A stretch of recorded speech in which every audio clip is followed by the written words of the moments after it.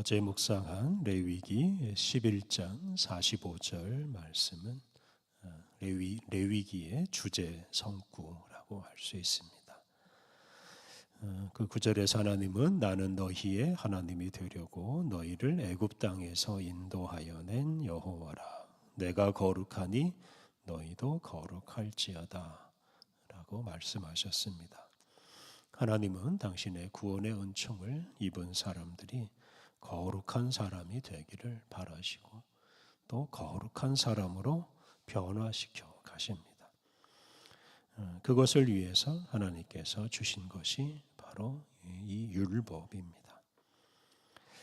레위기 1장부터 10장에서 하나님은 먼저 5가지 제사법을 가르치시고 제사 또는 예배를 통해서 당신을 만남으로 거룩한 사람으로 변화되어 가게 하셨습니다. 이어지는 11장부터 15장 말씀은 일상생활에서 정결한 것과 부정한 것을 분별하는 법을 가르치시면서 이 분별하는 법을 통해서 더러운 것을 버리고 거룩한 것을 추구하게 하십니다. 그런데 이 정결하거나 부정한 것을 고르는 것이 중요한 것이 아니라 이렇게 분별하는 과정 또는 훈련이 더 중요합니다. 분별하는 일을 통해 더러움을 피하고 거룩하신 하나님께 가까이 나아갈 수 있기 때문입니다. 11장에서 음식을 분별하는 법에 대해서 말했고 오늘 읽은 12장은 출산한 여인을 위한 분별 규정입니다. 이 규정은 이제 산모를 보호하는 규정이라고도 할 수 있습니다. 출산 규정은 이제 남자를 낳았을 때와 또 여자를 낳았을 때 각각 다른데요. 먼저 1절부터 4절까지 말씀은 남자 아기를 낳았을 때 분별하는 규정입니다. 1절과 2절 여호와께서 모세에게 말씀하여 이르시되 이스라엘 자손에게 말하여 이르라. 여인이 임신하여 남자를 낳으면 그는 이레 동안 부정하리니 곧 월경할 때와 같이 부정할 것이며 이 본문의 내용은 출산한 여자에 관련된 것이지만 이 내용을 모든 사람이 다 알아야 한다는 뜻에서 하나님은 모세에게 이스라엘 자손에게 이 말씀을 하라고 하셨습니다. 출산하는 여자가 남자를 낳으면 그 산모는 7일 동안 부정합니다. 여자가 월경할 때와 마찬가지로 부정하게 된다고 하였습니다. 레위기 15장 19절부터 24절에 월경하는 여자와 관련된 분별 규정이 나옵니다. 산모가 부정하게 되었다라고 말한 것은 아기를 낳는 과정에서 피를 흘리기 때문입니다. 성경에서 피는 생명을 가리킵니다. 피가 몸 밖으로 나온다 하는 것은 죽는다 하는 뜻과 같습니다. 그래서 실제로 출산하는 과정에서 어떤 산모는 피를 많이 쏟고 죽기도 합니다. 그래서 출산 과정에서 피를 흘리는 산모는 이렇게 죽음을 경험하고 죽음에 가까워집니다. 이제 그것 때문에 바로 부정해졌다라고 말한 것입니다.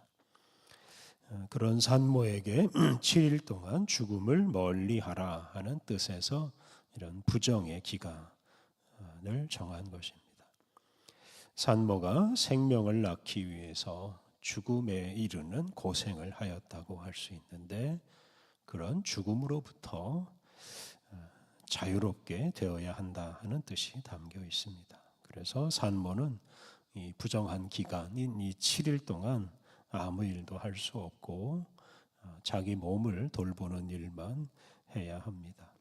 특히 주변 사람들이 산모가 그렇게 할 수 있도록 도와주어야 합니다. 3절 여덟째 날에는 그 아이의 포피를 벨 것이요. 여자가 이 부정에서 벗어나는 날, 즉 제8일에 남자아이의 포피를 베는 할례식을 합니다. 이 할례는 하나님께서 아브라함에게 지시하신 예식입니다.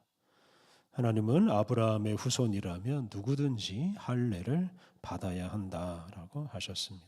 그래서 태어난 남자아이의 포피를 베어냄으로써 이 아기가 아브라함의 후손이다 또는 하나님의 백성이다 라고 선언을 합니다. 그래서 이 할례식은 오늘날로 하면 이제 유아 세례와 비슷합니다. 다만 이제 남자에게만 행한다 하는 것이 다른 점입니다. 4절 그 여인은 아직도 33일을 지내야 산혈이 깨끗하리니 정결하게 되는 기한이 차기 전에는 성물을 만지지도 말며 성소에 들어가지도 말 것이며 7일이 지난 이 부정한 기간이 지난 다음부터 산모는 이제 일상적인 일은 할 수 있지만 33일 동안은 제물을 준비하거나 성소에 가서 제물 드리는 일은 할 수 없다고 하였습니다. 산혈이 깨끗하게 된다는 것은 이 출산 이후에도 계속 흘러나오는 피, 즉 이 하혈이 멈추는 것을 말합니다. 그래서 이 33일은 산모의 몸이 완전히 회복되는 기한이라고 할 수 있습니다. 산모는 33일 동안 이 몸의 회복을 위해서 바깥 출입을 삼가고 또는 공적인 일은 하지 않고 집 안에서만 지내야 합니다. 7일과 33일을 합하면 이제 40일이 되는데 이 40일이 일종의 산후휴가, 출산휴가라고 할 수 있겠습니다. 40일 동안 다른 사람들은 이 산모를 부정한 사람으로 여기고 멀리해야 합니다. 그래서 이것이 결과적으로는 산모를 쉬게 해주는 것이라고 할 수 있습니다. 5절은 여자를 낳은 산모가 분별하는 규정입니다. 5절 여자를 낳으면 그는 2일에 동안 부정하리니 월경할 때와 같을 것이며 산혈이 깨끗하게 되면 66일을 지내야 하리라. 산모가 여자 아기를 낳으면 부정한 기간과 산혈이 깨끗해지는 기간이 2배로 늘어납니다. 그래서 부정한 기간은 2일에, 즉 2주 14일이고 산혈이 깨끗해지는 기간은 66일입니다. 그래서 산모는 총 80일 동안 산후 휴가를 얻을 수가 있습니다. 이렇게 여자를 낳은 산모에게는 2배로 쉴 수 있는 시간을 주는 것은 이제 남아 선호와 관련되어 있습니다. 남자 아기를 선호하는 시대에는 산모가 여자 아기를 낳으면 주변 사람들뿐만 아니라 본인도 크게 실망합니다. 그래서 산모가 더 힘듭니다. 그래서 이런 어려움을 견뎌내기 위해서 남자 아기를 낳았을 때보다 더 많은 시간이 필요하다고 할 수 있습니다. 그래서 이 80일 동안 산모는 외부인과 접촉하지 않고 쉴 수가 있습니다. 6절부터 8절까지 말씀은 산모가 일상생활에 복귀하기 전에 해야 할 일을 말합니다. 6절 말씀 아들이나 딸이나 정결하게 되는 기한이 차면 그 여인은 번제를 위하여 1년 된 어린 양을 가져가고 속죄제를 위하여 집 비둘기 새끼나 산 비둘기를 회막문 제사장에게로 가져갈 것이요. 남자 아기를 낳은 산모는 40일이 지난 다음에 여자 아기를 낳은 산모는 80일이 지난 다음에 회막에 가서 번제와 속죄제를 드려야 한다는 말씀입니다.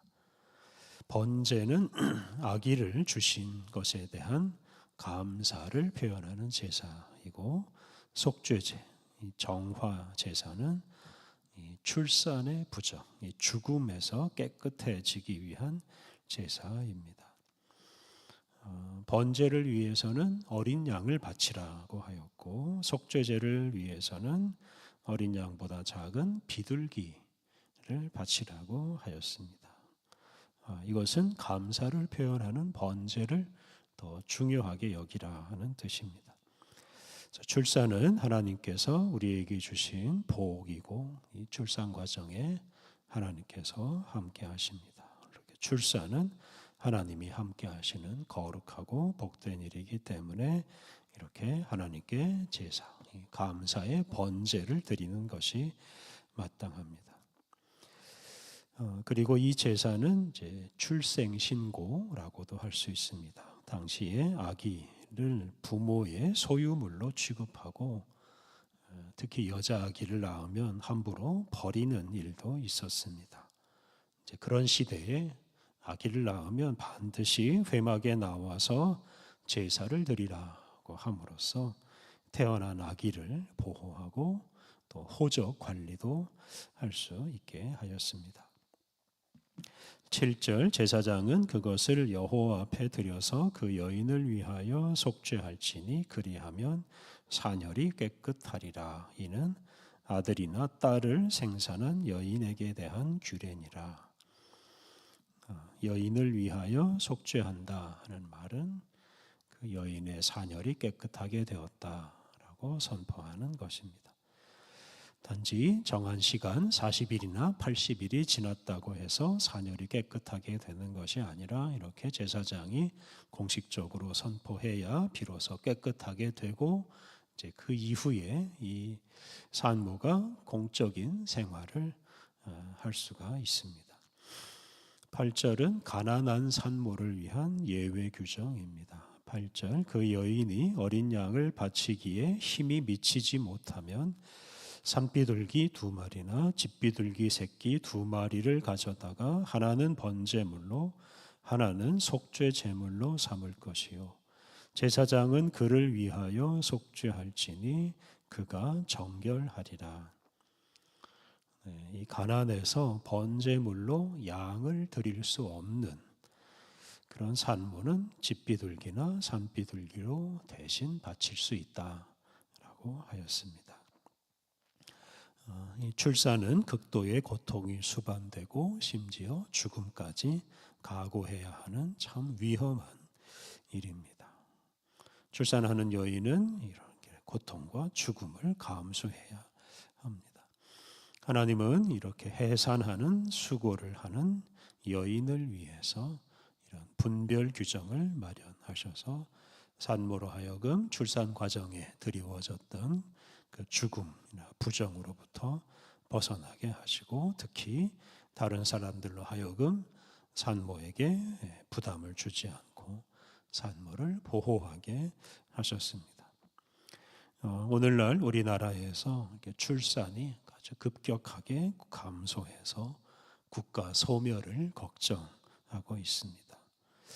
이런 현실은 이런 출산하는 여성에 대한 배려가 많이 부족하다 하는 뜻입니다.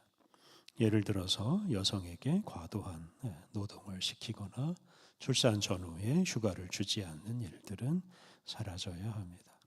그래서 여성이 안전하게 출산하고 아기를 양육할 수 있는 이런 사회적인 장치가 마련되어야 합니다. 이 땅에서 많은 아기들이 탄생하고 번성하고 그리고 함께 하나님을 찬양하는 것이 하나님의 뜻입니다. 하나님께서 출산하는 여성을 통해서 그러한 일을 이루십니다.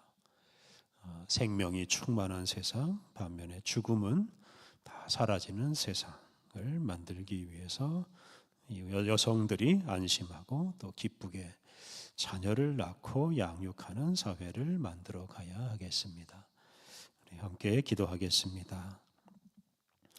하나님, 사람들의 타락과 힘겨운 현실 때문에 결혼과 출산이 점점 사라지는 우리의 현실을 불쌍히 여겨 주옵소서. 자녀를 낳고 양육하는 이 땅의 여성들에게 긍휼을 베풀어 주옵소서. 온 사회가 출산하는 여성들을 격려하고 배려함으로 생명이 풍성한 세상, 죽음이 사라지는 세상을 만들어 가게 하옵소서. 은혜로우신 하나님, 한 주간 우리를 보호하시고 이끄셔서 오늘 여기까지 이르게 하신 것 감사합니다. 하나님, 오늘도 주님과 동행하며 주님께서 베풀어 주신 귀한 은혜들을 돌아보며 살게 해 주옵소서. 오직 기쁨과 감사가 충만한 하루를 살게 해 주옵소서. 예수님의 이름으로 기도드립니다. 아멘.